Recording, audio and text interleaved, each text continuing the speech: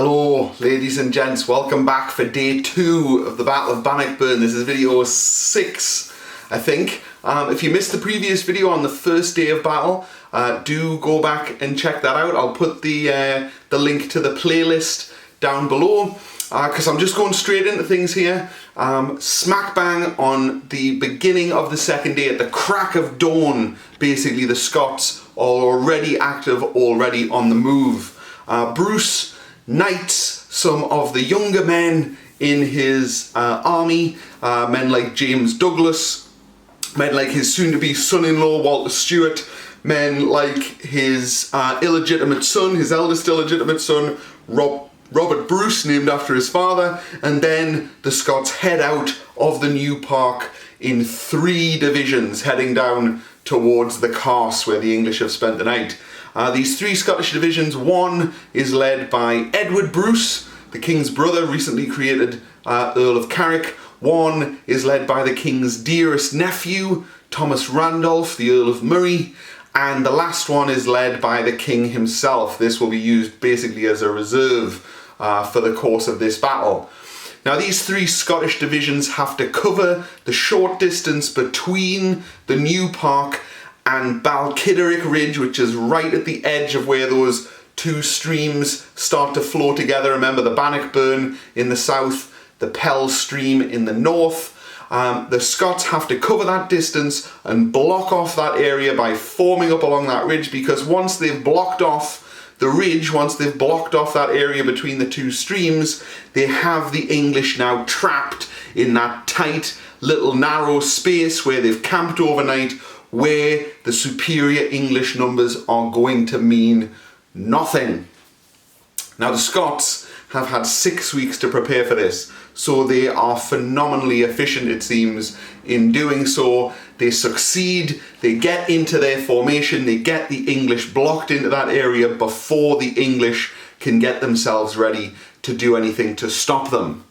Now, this is very important, because the English, having camped down in the Carse, thinking that that gave them loads of options that they could use to deal with Bruce on the second day of battle, that they could use to force a battle, are now reduced down to 2 options. They can either fight their way out through the Scots, or else break apart and flee and run back over the Pell stream or the Bannockburn. Certainly they won't be able to get across those streams in good order. Those streams are going to slow them down, going to break up their formations, so they can't just work their way across those streams while the Scots are still bearing down on them. Either they have to smash through the Scots, or else they are going to have to get out of there.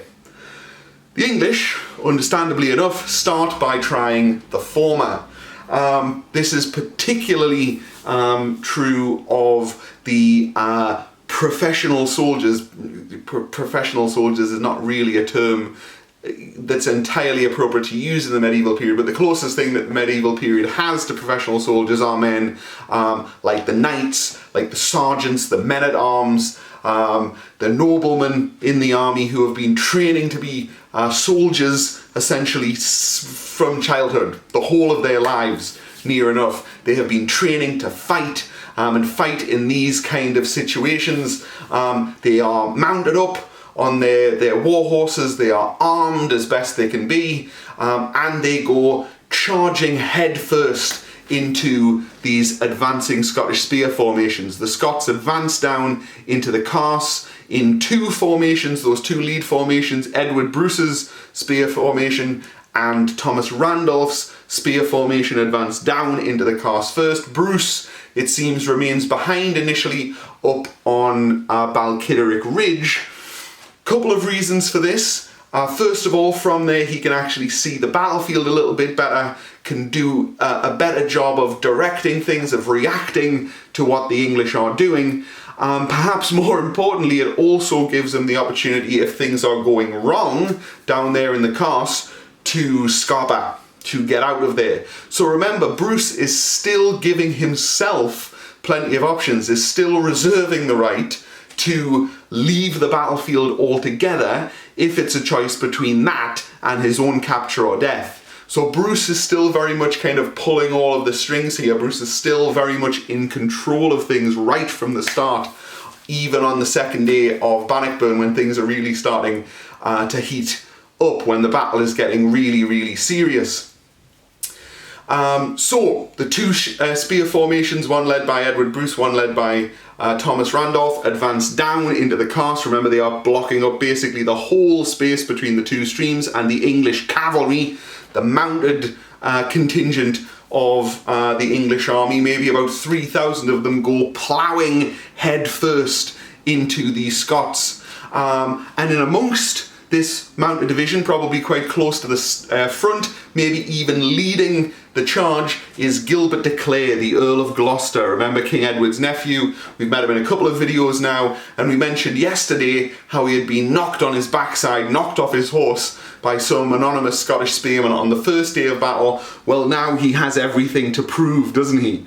He's determined that today that is not going to be what is going to happen, that he is going to prove to himself, to his followers, to his king, to his rivals within the army, that he is a serious, dangerous force to be reckoned with on the battlefield. But he and his followers and the rest of the English cavalry discover that once again, just like on the first day of battle, these Scots are not going to break in the face of a sustained cavalry charge. They've been training for this for 6 weeks, and the training has just worked. They are ready for this. They don't back down. They don't run at the sight of the English. They hold their ground, and the cavalry smashes apart against them. It's possible that even in this early period of the battle, that this is where Gilbert de Clare, the Earl of Gloucester, dies. Certainly he's dead by the end of the day, and it's possible that he dies leading that initial cavalry charge, or in amongst the fighting that takes place when the cavalry smash headfirst into those spear formations. Now, when the cavalry can't break through those spear formations, when they can't punch their way out through the Scots, the survivors have to regroup and try to pull back. Probably what they're trying to do is not so much to pull back for another charge, although that's possibly what they're hoping for. More likely they are trying to pull back so that the infantry and the archers, the groups who might have a chance to do some serious damage, or at least have a better chance than the cavalry to do some serious damage to these tightly packed Scottish spear formations, the cavalry are trying to pull back to let these groups through, to let them get at the Scots. However, again, Bruce's 6 weeks of preparation, the training that he has instilled in his men, help the Scots to push forward. These Scottish spear formations don't just sit there like William Wallace's spear formations famously did at the Battle of Falkirk in 1298. Bruce's spear formations move. As soon as the cavalry pulls back, as soon as the cavalry gives the Scots any space, the Scots step into that space. And now the English cavalry find themselves defending themselves again.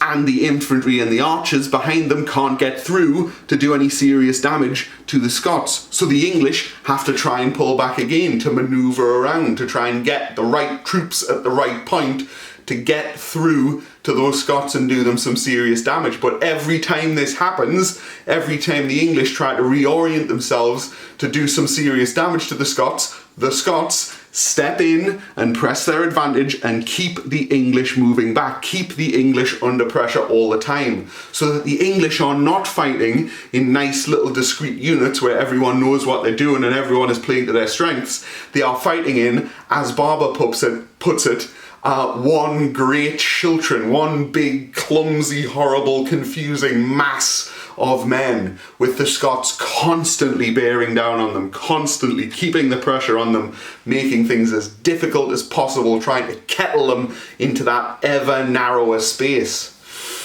Someone in the English army, though, is making reasonably decent decisions. At some point during the course of the fighting on the second day of battle, it would seem that some of the English archers managed to form themselves up, probably on the northern side of the battlefield. Possibly they've managed to splash their way across a burn and form up where the Scots can't quite get at them, or the Scottish spearmen can't quite get at them at least. Because remember, of course, the burns are as much a barrier for the Scots as they are for the English. It just doesn't matter so much to the Scots to be hemmed in that tight space.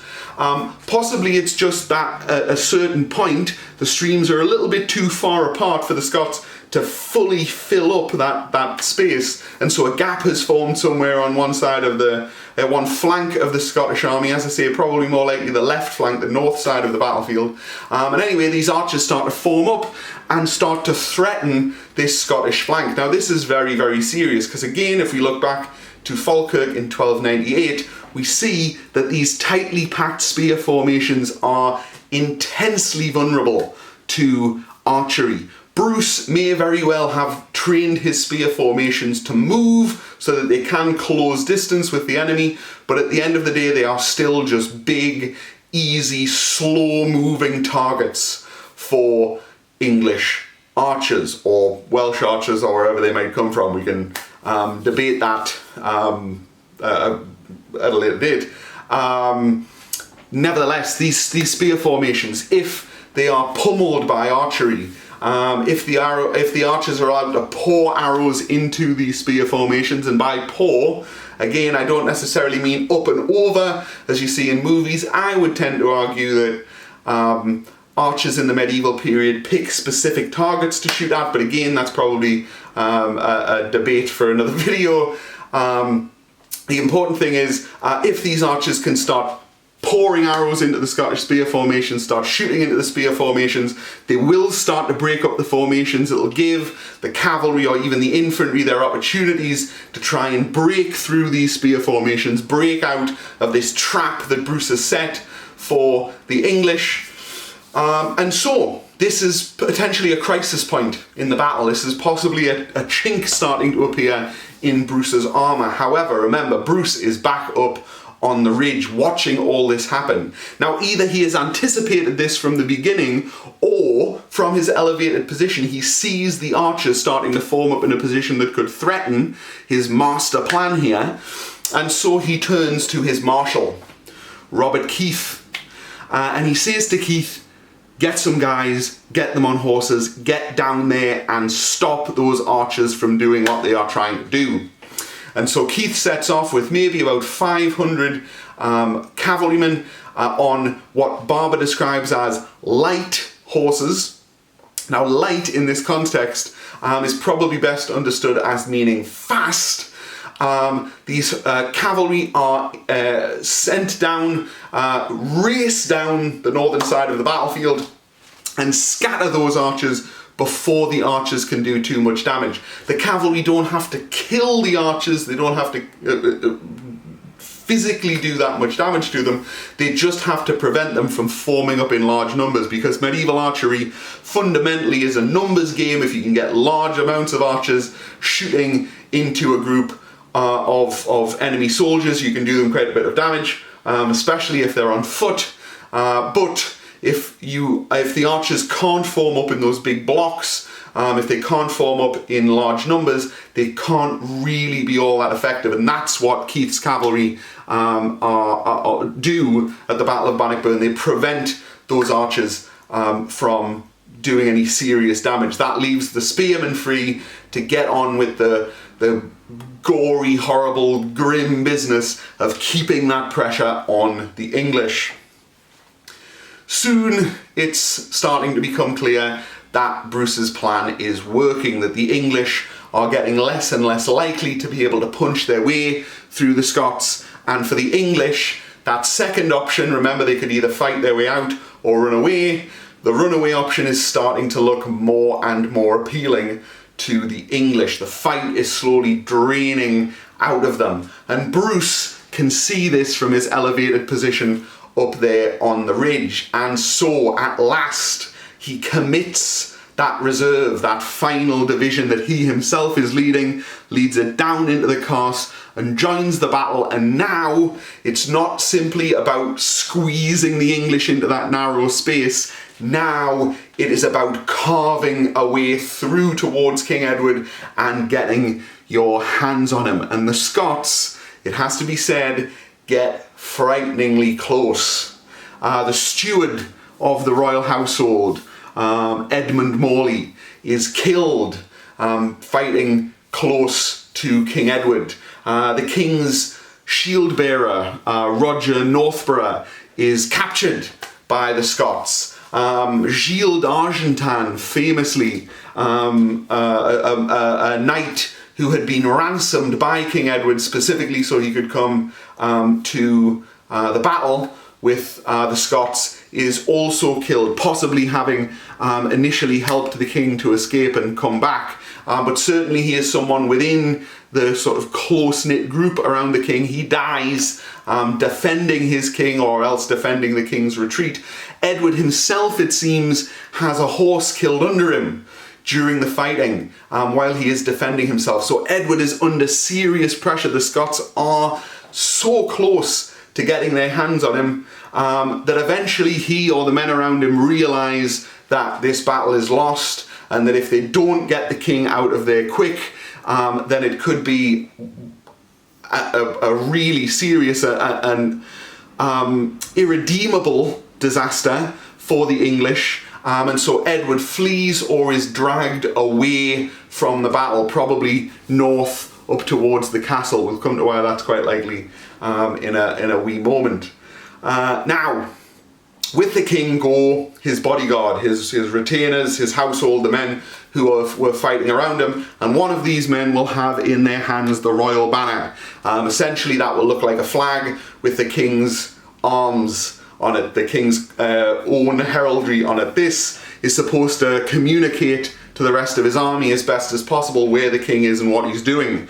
And as soon as the rest of his army see that that banner is disappearing off the battlefield with the king, they too realise that they've lost this battle, and that in effect is the signal that the whole of the English army is now going to start breaking apart and fleeing. And we get this wonderful image from the Vita Edwardi Secundi, a source written by a courtier of Edward's in the 1320s, about 10 years after the battle. This wonderful image of the English army when it starts to break apart, parting almost like the Red Sea. As the men on the northern side of the battlefield flee north with the king, as the men on the south side of the battlefield flee south back across the Bannockburn, they reveal behind them the untouched, unspoiled, near enough English camp. Because remember, the English were not really expecting to have to fight the Scots down here. They had not had much time to decamp. They're not prepared to move on or anything like that. So the English camp is largely untouched, largely intact behind them towards the eastern end of the battlefield. And of course, the Scottish army, who are not getting paid to be here, they realise at this point that there's far more benefit to them to get stuck in there and loot themselves some stuff. Looting is a very important motivator for particularly low-class Scottish soldiers in the medieval period. There's been some quite convincing argumentation on this by Dr. Alistair MacDonald up at the University of Aberdeen. The Scots would much rather, the bulk of the Scottish army, would much rather loot themselves something valuable and maybe make a profit out of this whole deal than they would kill and chase Englishmen just for the sake of killing and chasing Englishmen. So the Scots, as the English army starts to break apart and flee, a sizable portion of the army gets stuck in ripping that English camp apart rather than pursuing the English. And so the bulk of the English who fight at Bannockburn do actually manage to escape. There's not some great horrendous slaughter for miles and miles and miles around after the Battle of Bannockburn. On the northern side of the battlefield, if you were fleeing up towards the castle, you'll be let into the castle. The castle will, of course, be surrendered to Bruce after the fighting is over, but you then will just become Bruce's prisoner. It'll be expensive. Your family will have to ransom you back. If you're important enough, maybe the crown will throw in some cash to get you out. But fundamentally, there are worse things that can happen to you on a medieval battlefield than being captured and ransomed. The Scots, of course, are famous for not trying to get too much political capital out of their prisoners in the medieval period. Generally speaking, they are much happier to convert their prisoners to cash at their earliest opportunity. The only person who's not allowed into that castle, who seems to flee north, is the king himself. Of course, if he becomes Bruce's prisoner, then he'll be ransomed back to England, not for money, but for a recognition of Bruce as the rightful king of Scots, an end to the war, which Edward doesn't want. So he instead, having escaped north, flees south rather, but down the western side of the battlefield, possibly quite close to the New Park, an area that the Scots have now largely had to abandon, of course, in order to get their army down into the Cast to put that pressure on the English, as Bruce has been planning. Edward is pursued all the way to Dunbar by James Douglas, the newly knighted Sir James Douglas, who doesn't really have enough men to overwhelm the king's bodyguard, but will pick off any stragglers, take them captive. Edward does manage to make it to Dunbar, takes a ship back to England. He does, at least. The men who've protected him, maybe about 500 of them, all the way from Bannockburn right the way down to Dunbar, they are left behind. They are made to make their way back to England by foot, which seems like a pretty shady deal, but I guess perhaps it's quite a small boat that Edward escapes on. Those men who fled south, back the way they came across the Bannockburn, they have a slightly less fun time of things. Because you will hopefully remember from yesterday's video, the English had made a complete mess of the Bannockburn getting over it. 20,000 English feet and hooves and cartwheels. This enormous, heavy English army tramping over the already wet ground on either side of the Bannockburn have turned things into a quagmire down there. The men who are trying to escape south back the way they came are having to slog their way through the mud and the muck and the dirt and the grime down there, and should you slip or fall, chances are the men behind you are not just going to let you happily stand back up and try again, they are quite likely just to trample over your back. We get again this really grisly image, this time from Barber's Bruce in the 1370s, of so many men drowned and trampled down there in the mud and the water of the Bannockburn that by the end of the day you were able to walk from one side to the other on their backs, on the backs of the corpses, without even getting your feet wet. Probably thousands drowned and trampled down there in the Bannockburn. Probably most of the English casualties are accounted for, not by the Scots, but by their own men trampling them and drowning them as they try to get away from the battlefield.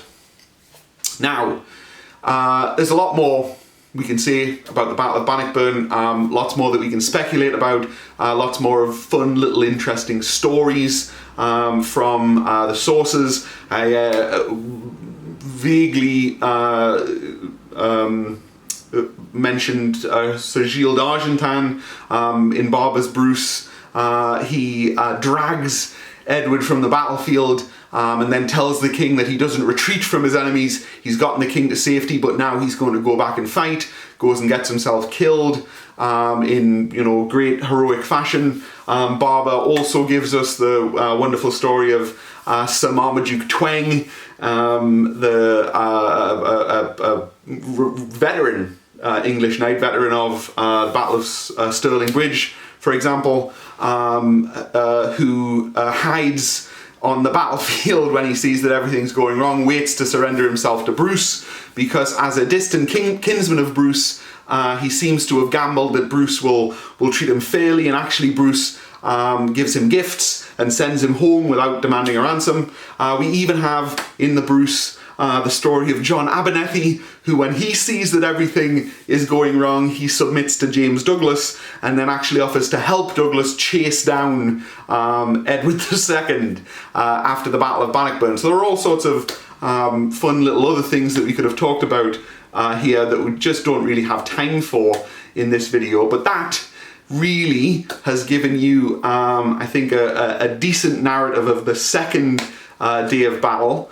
But you will hopefully have noticed that when we started out in this series and we were looking at what the two sides were trying to accomplish, actually, by the end of the 24th of June, neither of them have achieved their main aim.